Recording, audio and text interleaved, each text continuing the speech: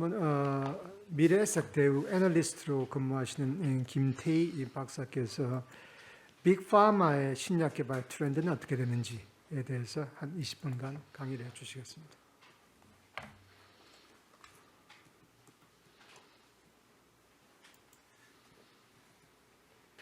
네, 안녕하세요. 저 미래에셋대우에서 제약 바이오를 맡고 있는 김태희라고 합니다. 반갑습니다. 네, 먼저 이렇게 좋은 자리에 초대해 주셔서 감사드리고요. 이번에 준비한 자료가 좀 도움이 되시길 바라면서 강의를 시작하도록 하겠습니다. 일단 제가 준비한 자료는 빅파마들의 신약 개발 트렌드로 보시면 될 것 같고요. 최근 빅파마들이 어느 쪽에 많이 좀 투자를 하고 있고, M&A나 기술 도입을 하고 있는지, 아니면은 주식 시장에서 보는 이런 조금 신약 개발에 대한의 관점, 이 정도로 보셔도 큰 차이는 없을 것 같습니다. 네, 그래서 일단 제가 준비한 8가지 정도를 처음부터 말씀드리면은, 일단 첫 번째로는 면역항암제입니다. 그래서 많이 아시는 것처럼 지금은 완연히 제3세대 항암제라고 할 수 있는 면역항암제의 시대가 열렸다라는 거죠. 그래서 2011년 여보이를 시작으로 2014년 키트루다, 지금 글로벌 2등 의약품까지 올라왔죠. 그 다음에 옵디보, 그 다음에 예스카타, 킴야 같은 카티 같은 약들이 나오면서 3세대 면역항암제 시대가 완전히 열렸다라고 보고 있습니다. 그래서 1세대 화학항암제, 2세대 표적항암제랑 차이점은 1세대랑 2세대는 외부 물질이 우리 몸속에 들어와서 암을 치료했다라고 하면은 3세대 같은 경우는 우리 몸속에 있는 면역 시스템을 부스팅시켜서 암을 치료하는 새로운 기전이다. 이렇게 보시면 될 것 같습니다. 면역항암제 중에서 가장 큰 파트를 차지하고 있는 것은 역시 면역 관문 억제제라고 보시면 될 것 같습니다. 그래서 보통 우리 몸속에 암세포가 하루에 1000개 이상이 생겨난다고 하죠. 그런데 T세포가 이거를 계속 죽이기 때문에 암세포가 커지지 않고 있는데 면역 관문이라는 게 있습니다. 그래서 암세포가 나는 암이 아니다라는 신호를 T세포한테 보내면 T세포가 이거를 받아들여서 결국 좀 T세포의 면역 활성을 낮추고 억제하는 이런 기전이 발생하게 됩니다. 그래서 이거를 항체로 PD1, PD-L1을 끊으면서 T세포가 암세포를 잘 찾아서 없애게끔 해주는 그런 기전이라고 보시면 될 것 같고요. 보통 글로벌하게 봤을 때 한 10조 원 정도의 매출이 발생하면은 거의 탑3 의약품이라고 보시면 됩니다. 지금 휴미라라는 류마티스 관절염 치료제가 20조 원 매출을 하고 있고, 그 밑으로 키트루다가 2014년에 출시한 이후에 벌써 2등 의약품까지 올라왔고요.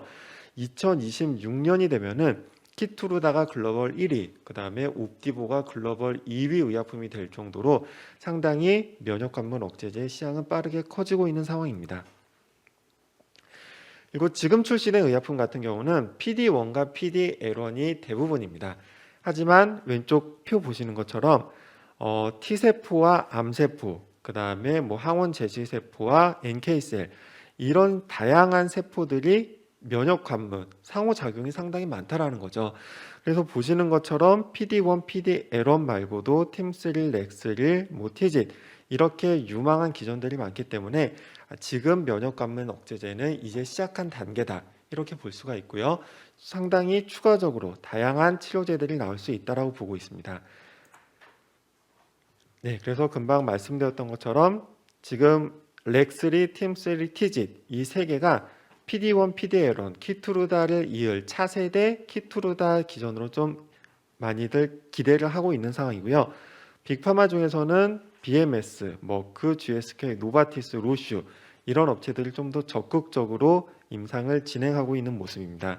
그래서 렉스릴 같은 경우는 지금 임상 3상에 올라온 약물이 벌써 나오기 시작했고요. 그 다음에 팀3랑 티직 같은 경우에도 지금 임상에서 긍정적인 결과를 내고 있기 때문에 상당히 좀 기대해 볼 수 있는 그런 치료제가 될 수 있을 거로 보고 있습니다. 네, 두 번째 시장에서 핫한 쪽은 카티라고 말씀드릴 수 있습니다. 보통 기술 이전이 국내 업체도 마찬가지고요. 기술 이전이 되면은 3천억에서 5천억 정도 마일스톤 받으면 상당히 괜찮은 금액이죠. 그리고 정말 좋은 약이나 플랫폼 기술 같은 경우에는 1조 이상에서도 거래가 되곤 하는데, 카티 같은 경우는 빅파마가 이 기술을 확보하기 위해서 10조 원에 달하는 금액으로 카티의 업체들을 인수를 하고 있습니다. 그래서 왜 그렇게 빅파마들이 열광을 하느냐라고 보시면은 효능이 어마어마하다는 거죠. 그래서 급성 림프구성 백혈병에 대해서는 80에서 90%가 넘는 완전 관해, 거의 뭐 완치가 나온다라고 보실 수 있고요. 그래서 뭐 킴리아나 예스카타 이런 두 개 제품이 출시가 됐고 지금 세 번째 품목도 출시될 전망입니다. 그래서 카티 같은 경우는 왼쪽 그림 보시는 것처럼 환자 몸에서 피를 뽑은 다음에 T세포를 출현합니다. 그래서 이 T세포에서 6시 방향 보시는 것처럼 항체를 심어주고 이거를 대량 배양해서 다시 환자 몸속에 넣어주는 그런 치료법이라고 보시면 될 것 같고요. T세포도 암세포를 찾아가고 항체도 암세포를 찾아가기 때문에 이 두 개를 붙여놨을 때 좀 더 그 능력은 뭐 배가 된다. 이렇게 쉽게 이해하실 수도 있습니다. 네, 그래서 지금 남아있는 카티는 두 가지 허들을 가지고 있습니다. 일단 첫 번째로 예스카타랑 킴리아 같은 경우는 혈액암을 타겟으로 한다라는 거죠. 그런데 암 시장을 보시면은 고형암, 뭐 위암, 간암, 췌장암, 대장암 이런 시장이 크기 때문에 결국은 고형암 쪽으로 진출을 해야 된다라고 보고 있고, 두 번째 단점은 이게 내 T세포를 가지고 만드는 카티이기 때문에 여러 가지 조금 문제점이 있습니다. 일단 너무 비싸다는 거죠. 주사 한 대 맞는데 5억이 넘고, 그리고 한 번 생산하는데 20일 정도가 걸립니다. 그리고 환자와 병원과 생산시설이 한 군데 붙어 있어야 된다라는 그런 질적으로 불리한 점도 있죠. 그래서 이거를 극복해야 되는 상황인데 이 두 가지 모두 최근의 연구 결과를 보면은 충분히 극복할 수 있을 것으로 보고 있습니다.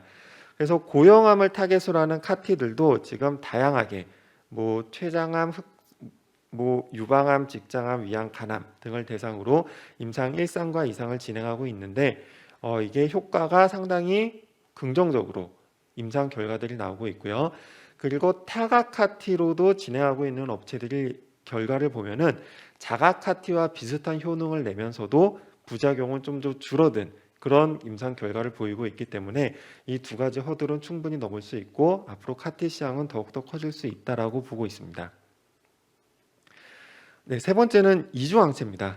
네, 국내에서도 뭐 상장을 해서 지금 상당히 좋은 평가를 받고 있는 뭐 ABL 바이오, 파맵신 이런 업체들을 주력으로 하고 있는 그런 기술이라고 보시면 될 것 같고요. 보통은 하나의 항체가 하나의 항원을 타겟으로 하는데 항체 하나가 두 개의 항원을 타겟으로 하게끔 개량한 치료제라고 보시면 될 것 같습니다. 그래서 보시는 것처럼 항체가 Y자로 있으면은 왼쪽 팔로는 뭐 A라는 항원을 잡고 오른쪽 팔로는 B라는 항원을 잡아서 좀 더 높은 효능을 기대하는 그런 항체라고 보시면 될 것 같고요. 빅파마들의 투자 금액 현황을 보시면은 일단 2018년에 가장 많이 투자한 쪽은 역시 스몰 몰레큘 쪽이죠. 그 다음에가 모노클로널 안티바디, 세 번째가 진 테라피였고 네 번째가 바이스페시픽 안티바디 이중항체였습니다.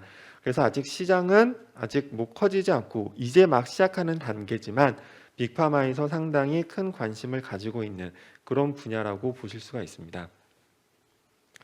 네, 그래서 말씀드렸던 것처럼 국내 상위 제약사들도 이제 이중항체 시장에 많이 뛰어들기 시작했죠.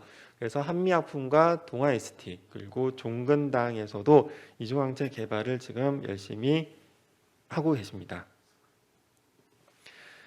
네, 그 다음 네 번째는 ADC입니다. 앞에서 잠깐 말씀드렸던 것처럼 1세대는 케미칼 항암제, 2세대는 표적 항암제인데 1세대 같은 경우에는 효과는 좋지만 부작용이 좀 심하다라는 단점이 있고 2세대 같은 경우에는 표적으로 하기 때문에 부작용은 좀 낮지만 내성 문제라던가 효능 문제가 좀 있습니다.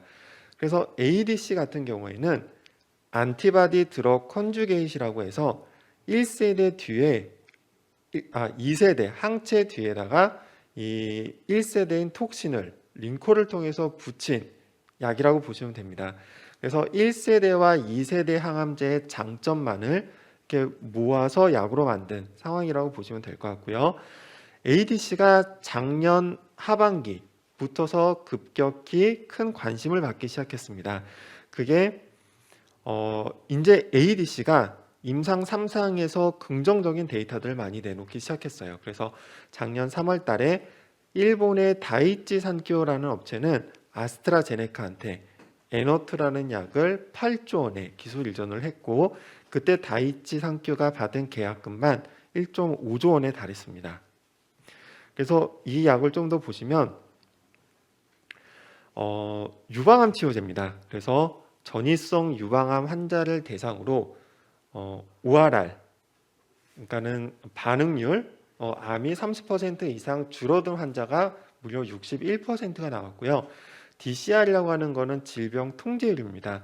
암이 줄어든 것 플러스 커지지 않는 것을 합친 숫자인데 무려 97%의 숫자를 기록을 했습니다.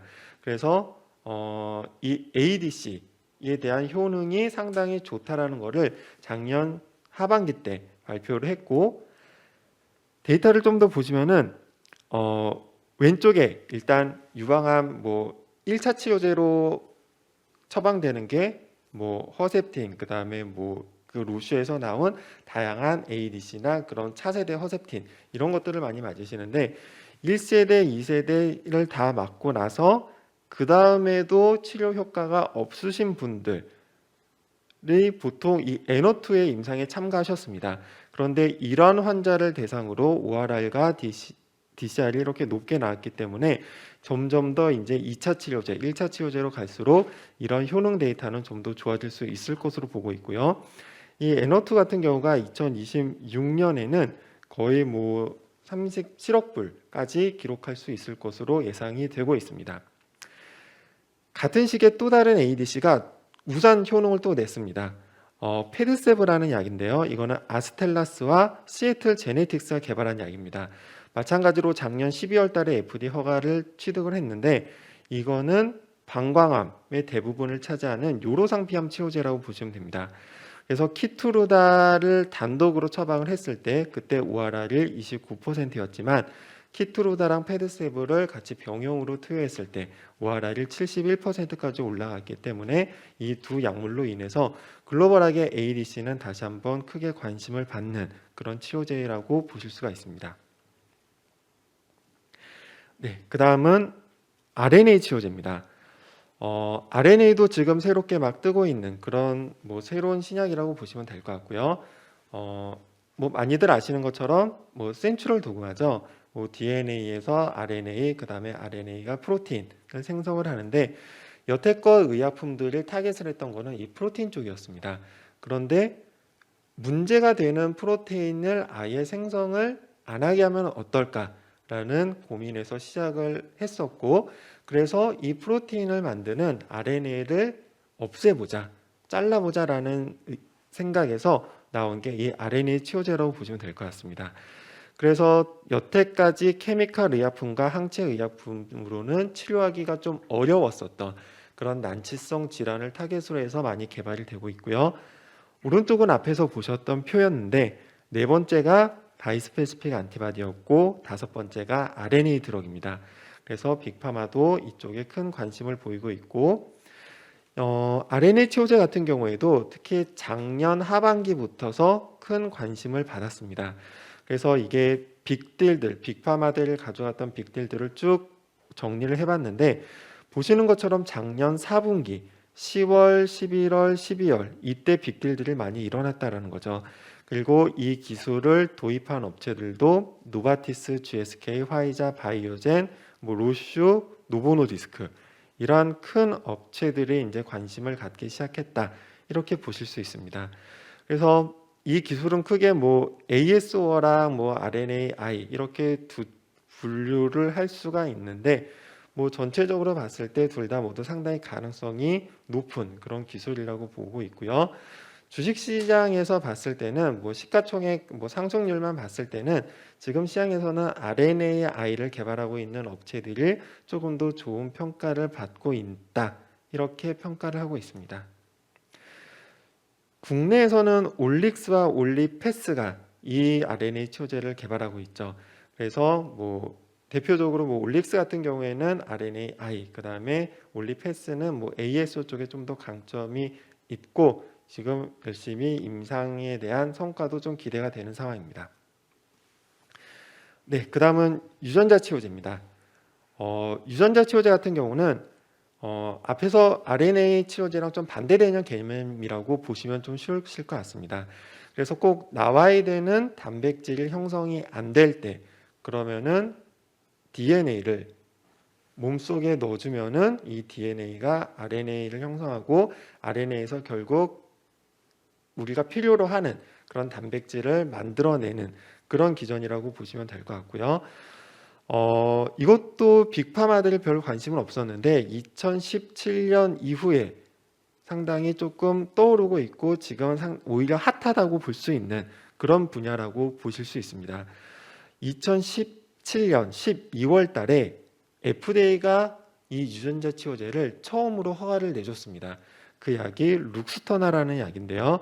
그 이후에 2019년에 노바티스에서 졸겐스마라는 약을 허가를 받으면서 빅파마들도 이제 이쪽에 많이 진입을 하기 시작했는데, 그렇게 보는 이유가 임상 데이터가 상당히 잘 나왔다라는 거죠. 그래서 룩스터나도 그렇고 졸겐스마도 그렇고 임상 3상에서 유효성을 명확하게 보여줬고 이 데이터들로 입증을 했기 때문에 그러면서 빅파마들도 많이 들어온다라고 봅니다.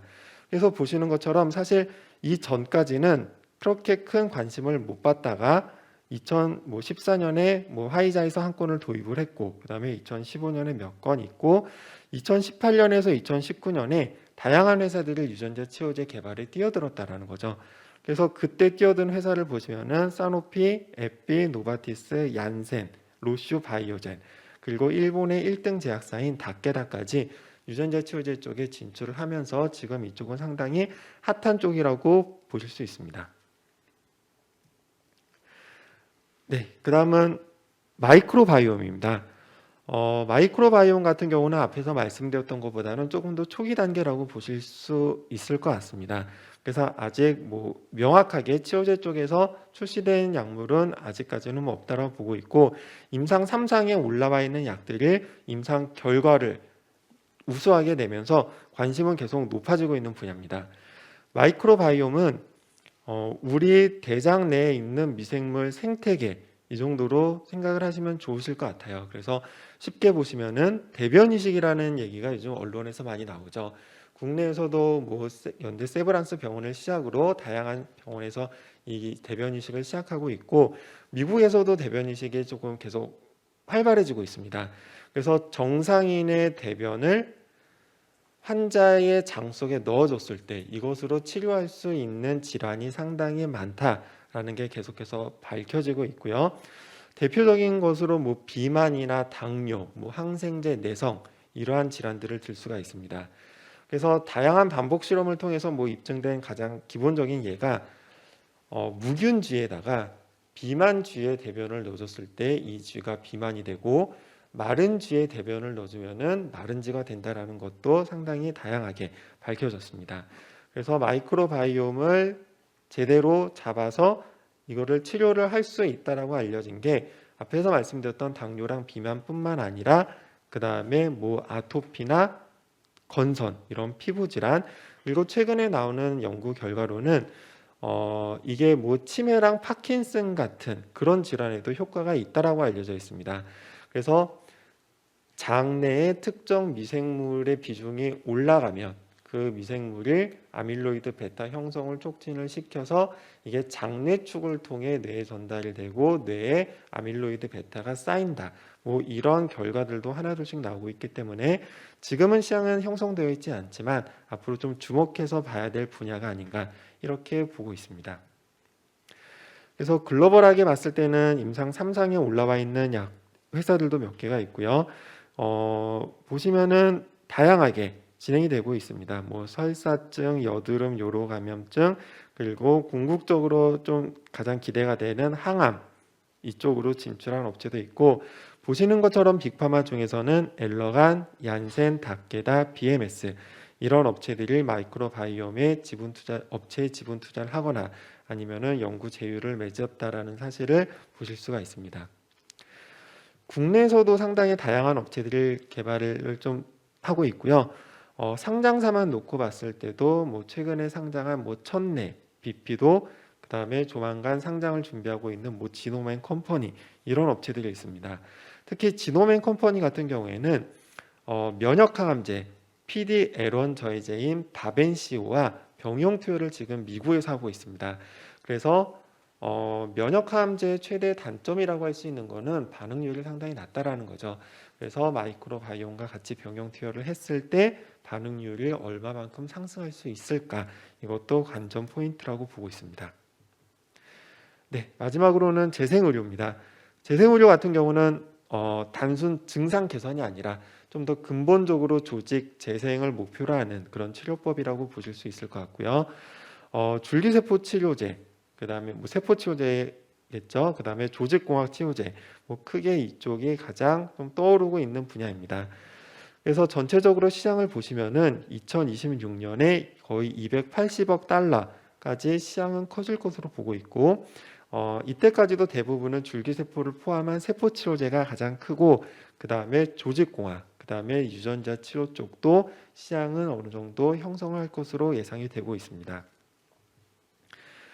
네, 그래서 FDA가 재생의료 치료제 허가 목록이라고 제시한 거 보시면은 일단 뭐 첫 번째로는 좀 비운의 약이었죠. 그 덴드리온의 프로벤지 전립선암 치료제로 개발이 됐다가 지금은 생산을 중단한 약입니다.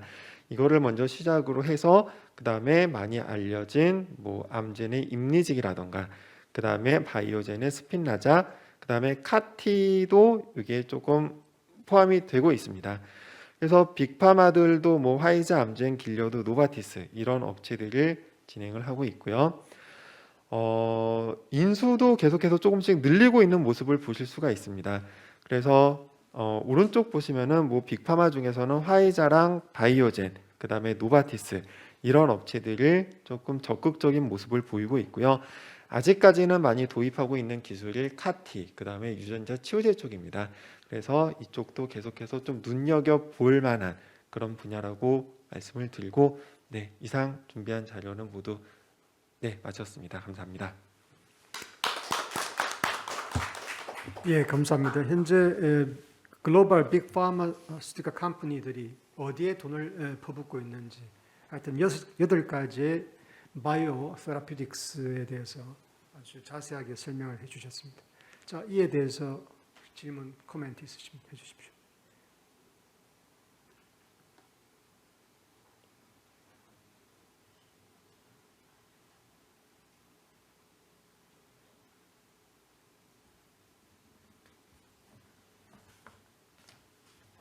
설명을 너무 잘해 주셔가지고. 자, 보면은 지금 전부 다 그럴듯한데, 예를 들어서 킴리아 같으면 뭐 그 한 번 치료받을 때 한 5억 원 정도 든다 해서 실제로 큰 매출을 올릴 것 같은데, 실제로 작년 한 해 동안 킴리아로 인해서 노바티스가 어느 정도 매출을 올린 그런 데이터 같은 게 혹시 아시나요? 네, 아직 뭐 의미 있는 숫자는 기록하지 못했다라고 보시는 게 맞을 것 같고요. 일단 크게 두 가지로 보고 있는 게 좀 생산 쪽에서 말씀드렸던 것처럼 생산 이슈가 좀 있었고, 두 번째로는 보험회사들과 약간의 좀 트러블이 있었습니다. 그래서 너무 비싸기 때문에 이런 보험 적용 과정에서 약간 좀 시간이 좀 지체되어 있었던 점 때문이고요. 그리고 뭐 노바티스나 길리어드에서 얘기하는 거는 이런 문제들이 계속 해결이 되고 있으니까 뭐 블록버스터로 올라가는 데는 큰 문제는 없다라고 계속해서 자신감을 표명하고 있는 상황입니다. 하여튼 저희 분야는 이제 카디오바스큘라하고 특히 또 서양 사람들은 고콜레스테롤 혈증이 상당히 심하고 그로 인해서 심혈관 질환이 만연되어 있기 때문에 지금 모노클로널 안티바디 against PCSK9이라든지 또는 인클리스란 그 siRNA를 가지고서 PCSK9을 없애는 그런 치료제는 정말 엄청나게 매출을 올리고 있는데, 하여튼 시장이 형성이 되고 환자 풀이 많으면은 엄청난 블록버스터로서는 충분히 가능성이 있다고 봅니다. 현재는 대부분은 지금 아까 8가지 정도 분야에서 새로운 바이오 치료제들이 지금 약진을 하고 있는데, 대부분은 어떻게 엔티캔서 테라피틱스가 한 50% 되나요? 대강 분야가 어떻게 되는지. 네, 뭐 전체적으로 봤을 때는 말씀하셨던 뭐 엔티캔서 쪽에 사실은 조금 더 높은 비중을 차지하고 있는 느낌이에요. 그래서 수치상으로 봤을 때는 뭐 다 아시겠지만 글로벌하게 항암제가 뭐 2025년 정도 되면은 한 뭐 16에서 18% 정도로 가장 큰 비중을 차지하고 있을 것으로 예상이 되고 있지만 각 적응증마다 봤을 때는 역시 항암제 쪽의 성장이 계속 빠르다라는 거죠. 그래서 뭐 언맷 니즈도 높고 계속해서 새로운 기술 나오다 보니까 확실히 그쪽에서 성장할 수 있는 기회는 가장 많이 나오는 것 같습니다.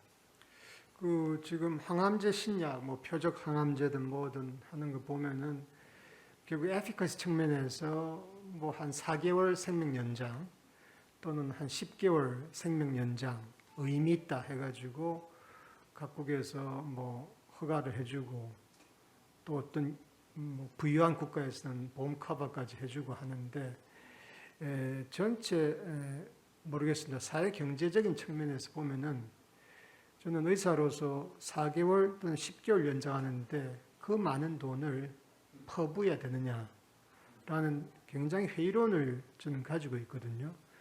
그래서 미래 에세트니까 정말 이런 신기술에 의해서 국가 또는 사회가 부담해야 될 그런 버든을 예측을 하면은 과연 이 시장이 확 클 건지 안 그러면 아이고 나 몰라라 하면서 그냥 적당하게 살다 전부 다 죽자라고 할 건지 어떻게 예상을 하십니까? 계속 그래도 인간의 생명, 돈 있는 사람들은 일단 조금 연명하더라도 충분히 페이를 할 거기 때문에 정부가 전부 다 커버를 안 해주더라도 각 개인이 뭔가 사서 쓸 거니까 전망이 밝다라고 생각하시는지 안 그러면 한계가 있을 거라고 보시는지. 네, 일단은 뭐 전망은 계속 좀 밝다라고 보고 있고요. 기술 개발은 계속 될 것이라고 보고 있습니다. 그래서 처음에 출시됐을 때 비쌌던 약들도 계속해서 생산 기술 올라가고 하면서 계속 가격은 내려오지 않습니까? 그래서 지금 뭐 카티 같은 경우도 한 뭐 5억 정도에 팔리고 있지만 타 카티도 개발이 되고 계속 생산 기술이 발달되면은 금액은 더 추가적으로 떨어질 수 있다라고 보고 있습니다. 그리고 추가적으로 국내 업체들이 상당히 잘하고 있는 바이오 시밀러 같은 경우에도 특허 기간 지나면은 뭐 싸게 만들어서 출시할 수 있고, 그리고 중국 같은 경우도 지금 오리지널 의약품 같은 경우에도 선진국의 뭐 10% 이하 가격으로도 팔리고 있으니까 이거는 점차적으로 시간이 가면은 충분히 해결될 수 있는 문제지 않을까 개인적으로 보고 있습니다. 마이크로바이옴에 대해서 질문을 드리겠는데요. 이거에 대해서 좀 주요 허들을 뭘로 보시는 건가요? 일단은 효능에서 좀 더 명확하게 이거를 좀 밝혀내야 될 필요는 아직까지 있지만 뭐 초기 단계이기 때문에 좀 더 지켜보고 있고요. 그 다음에 나중에는 생산 이슈가 한번 또 불거질 수 있지 않을까라는 고민을 하고 있습니다. 그래서 이것도 결국은 뭐 미생물이기 때문에 이거를 뭐 어떻게 또 이거를 또 배양을 하고 어떻게 이거를 의약품으로 만드는 과정에서 CMC 측면에서 이거를 명확하게 정립이 될 수 있을까? 그래서 지금 준비하고 있는 업체들은 그 부분을 잘 풀어가면서 준비해야 될 것으로 예상하고 있습니다. 마이크로바이옴도 뭐 이게 벤처가 좀 생기고 해서 이걸 세라피틱스로 개발하려는 그런 움직임이 있는데 프랙티컬하게 보면 이미 뭐 이렇게 유산균 등등이 상당히 시장에 진출해 가지고 지금 팔리고 있거든요. 그래서 또 묻겠습니다만 애널리스트시니까 마이크로바이옴 시장이 그렇게 클 거라고 생각하십니까? 안 그러면 현재 정장 유산균 제제, 뭐 비오프리라든지 많거든요. 각 회사마다 좋은 뭐그 바이러스, 박테리아를 다 파우더로 건조해가지고 그냥 알약으로 먹을 수 있게끔 다 시판을 하고 있는데 이런 와중에 뭐 인간의 장에서 서식하는 좋은 박테리아를 셀렉션해가지고 같은 제재로 만들었을 때 뭐 모르겠습니다. 원가 부담이 어느 정도 올라갈지는 모르겠습니다만은 이 시장이 현존하는 유산균 제재 시장을 압도할 걸로 보시는지 안 그러면 뭐 별 희망이 없다라고 보시는지 너무 어려운 질문. 애널리스트 입장에서 봤을 때는 말씀하셨던 것처럼 지금 유산균을 하고 있는 업체는 상당히 많다라는 거죠. 그리고 상장사 중에서 뭐 셀바이오텍도 있고 한데 결국은 유산균, 그러니까 건강기능 식품 영역에서 치료제 영역으로 넘어가야 된다라고 보고 있습니다. 그래서 지금은 건강기능식품은 임상을 거의 안 하고 간단하게 하지만 임상 1상, 2상, 3상을 통해서 안정성과 유효성을 명확하게 밝혀내고 그 다음에 최종적으로는 역시 항암제 쪽으로 가야 된다라고 보고 있어요. 그래서 아까 잠깐 말씀드렸던 지노맨 컴퍼니 같은 업체에서도 좀 기대를 하고 있는 게 면역 항암제와 병용 투여를 통해서 반응률을 얼마나 높일 수 있을까를 좀 기대하고 있고, 지금 벤처 비상장 업체 중에서도 치료제 쪽, 대장암이나 간암 쪽으로도 효과를 보이고 있는 그런 업체들이 하나둘씩 나오고 있기 때문에 이런 측면에서는 좀 기대는 하고 있습니다. 그런데 이게 아무리 좀 커진다 하더라도 이게 그 안티바디나 아니면은 저분자 화합물처럼 이렇게 메인스트림으로 가기에는 약간은 조금은 부족하지 않을까라고 보고 있고, 다양한 치료제 쪽에 한 분야는 충분히 차지할 수 있을 것으로 예상을 하고 있습니다.